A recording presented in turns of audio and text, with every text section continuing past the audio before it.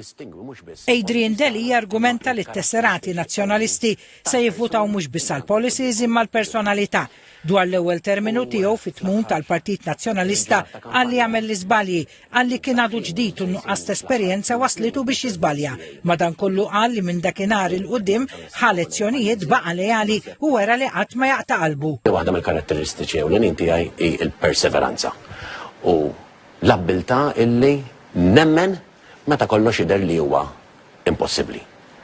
U dan naħseb ħafna nisraħ meta kien hemm il-battalja ta' 3 sptarijiet li nġibhom lura tal-Vitals. Għal Alex Borg it-triq il-qudiem hija li l-Partit Nazzjonalista jaħdem fost il-100,000 ruħ li fl-elezzjoni li għaddiet ma votawx. Għal li t-tesserati għandhom għażla ċara qudiemhom jekk iridux iħarsu l-qudiem jew lura. Ġifieri jiena kif qatt qabel, lan tiegħi mhux li nirbaħ il-Adrian Delia, lan tiegħi li nirbaħ il-Robert Abela, li nirbaħ il-Partit Laburista.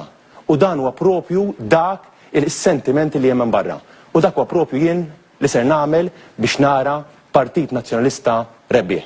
Adrian Delia wiegħed trasformazzjoni tar-rwol tad-Dar Ċentrali biex il-messaġġ jasal aħjar għand l-elettorat anke permezz tal-għajnuna mingħand esperti, volontiera u l-pubbliku nnifsu.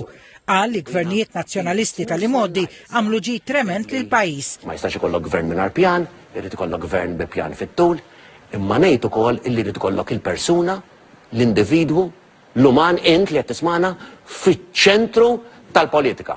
Alex Borg wiegħed li jirriforma l-istrutturi interni tal-Partit Nazzjonalista iwaqqaf think tank għaż-żgħażagħ jaħtar manager ta' kampanja elettorali biex tibda minnu fih il-ħidma l-elezzjoni ġenerali u tim ieħor biex jifoka fuq l-ħtiġijiet tgħawdex. U nemmen illi b'din il-bidla ġenerazzjonali kapaċi nikkonvinċuhom. Bidla ġenerazzjonali mhux fl-utwota, mhux fil-persuni, bidla ġenerazzjonali fil-mentalità, fil-ħsieb, fil-messaġġ politiku. L-elezzjoni għal-ħatra ta' kap nazzjonalista sir is-sibt li ġej.